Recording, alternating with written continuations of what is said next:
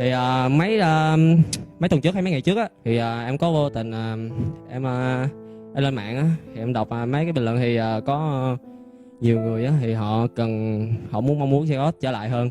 Thì đây là điều em nghĩ điều tốt nhất, điều tốt thôi. Thì chưa có Gigos trở lại thì em nghĩ có hơi buồn tí. Thì mọi người cần Gigos hơn hơn là em. Thì em cảm thấy em không nói cái gì á.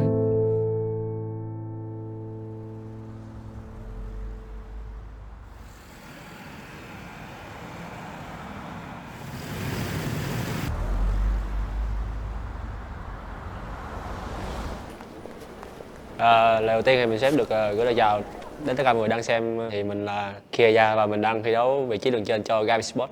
Lý do là sao mình bắt đầu mình đánh vị trí đường trên thì nó cũng đơn giản thôi. Vì từ lúc mình chơi game thì mình đã đi đường trên rồi và mình kiểu rất là thích cái vị trí này, tại vì nó là vị trí cho mình có được cái màn thể hiện cá nhân cao á và có những cái xử lý nó đẹp mắt á.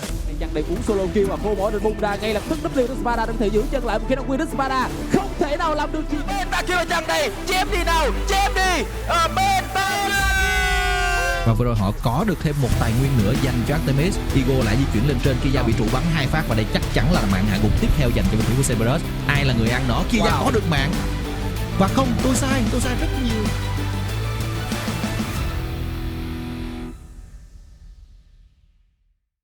Hành trình của mình đến với Liên Minh Hội nó cũng dài lắm. Thì lúc đầu thì mình chơi game kiểu cũng chơi, lúc đầu chơi cũng chơi cho vui thôi. Nhưng mà sau này thì mình chơi đến lúc mà mình đạt được hết đấu á, thì mình có mấy ông hàng xóm rủ mình đi đánh giải net, những cái giải nhỏ. Thì rồi, bắt đầu từ đó thì mình đánh từ giải nhỏ lên giải B, xong B xong đến A, B làm đánh E-hub, rồi sau E-hub xong đánh BCS, gọi là đó là đến Game Sport luôn.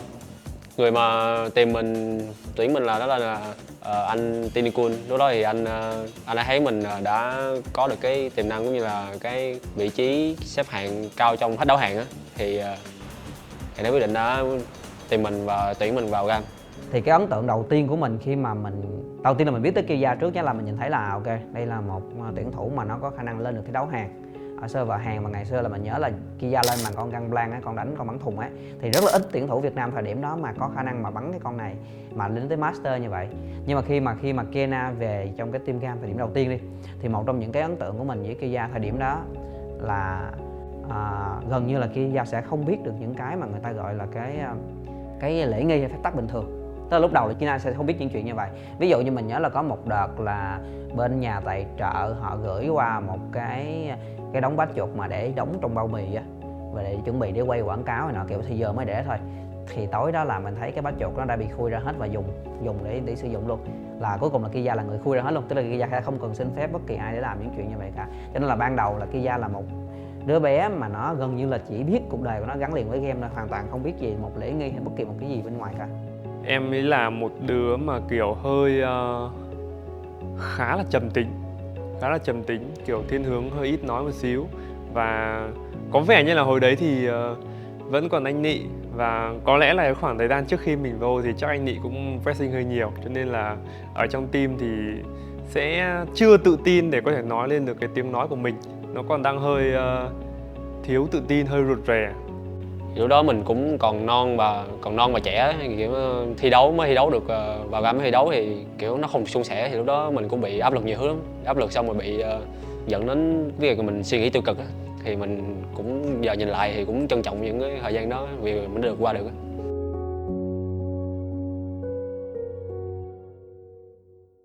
Thật ra thì có một cái điểm hiện giờ mình cảm thấy là Kia, tức là mình ngày xưa có một cái đoạn mà Kia tự mình viết một cái status, tức là lúc đó Kia có thể là bị stress hay bị gì đó, tức là giai đoạn mà Levi chỉ mới quay lại game vào khoảng 1 tuần thôi.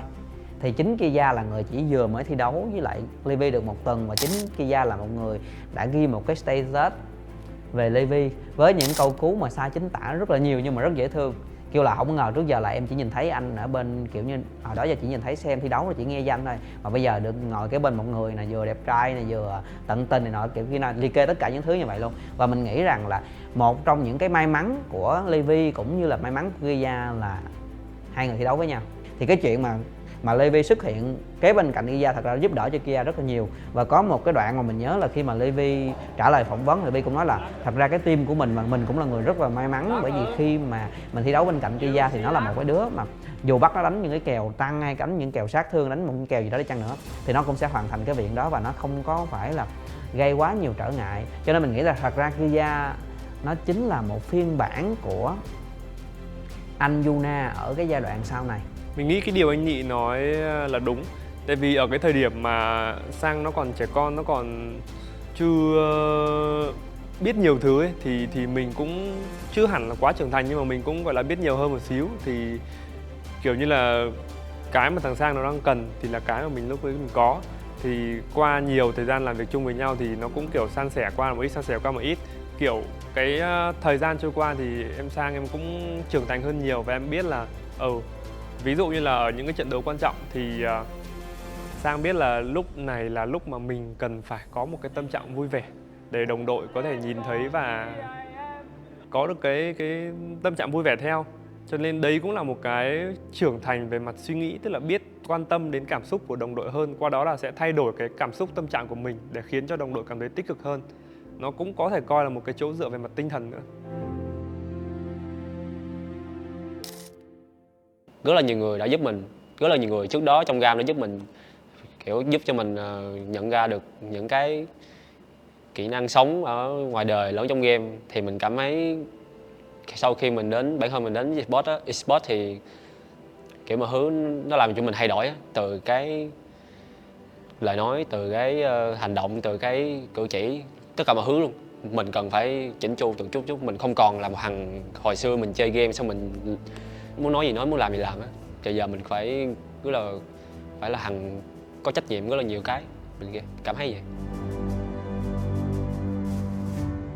Nói về trận thắng đáng nhớ trong sự nghiệp của mình thì chắc là mình nghĩ là trận thời điểm chung kết thế giới 2019. Đó cũng là lần đầu tiên mà mình được đi giải quốc tế và cũng là lần đầu tiên được đi vị trí mid lane. Thì lúc đó cái tâm trạng cũng như là cái phần hái kiểu nó thoải mái và tự tin nhất á. Kiểu đó mình thi đấu mà mình không có nghĩ gì nhiều á, không có nghĩ gì thành tích hay là gì đó. Nói chung là nghĩ thì vẫn nghĩ thôi, và mình lúc đó mình cảm giác mình rất là muốn chiến thắng, nhưng mà lúc đó mình đánh kiểu cảm giác nó không có bị áp lực nhiều, không áp lực gì luôn. Đánh là kiểu rất là kiểu như là mình được làm chính mình vậy. Kiểu đó mình cảm thấy những cái trận mà 2019 mình đánh ở giải quốc tế đó, mình cảm thấy rất là đáng nhớ và tới bây giờ mình còn rất nhớ. Knew Hana very likely be on that top side of the map, and there was a huge wave pushing in, so now he's been denied so much. Dismounted, needs more auto attack, just gets Skarl in time to ignite. Fufu can't get out. The rope pulls him back in and he burns to death. A sick 1v1 right there. Kiểu lúc đó là cái trạng thái của mình nó kiểu nó là nó dạng tốt và đỉnh cao á, hay phải là mà không đỉnh cao mà gọi là phong độ tốt á.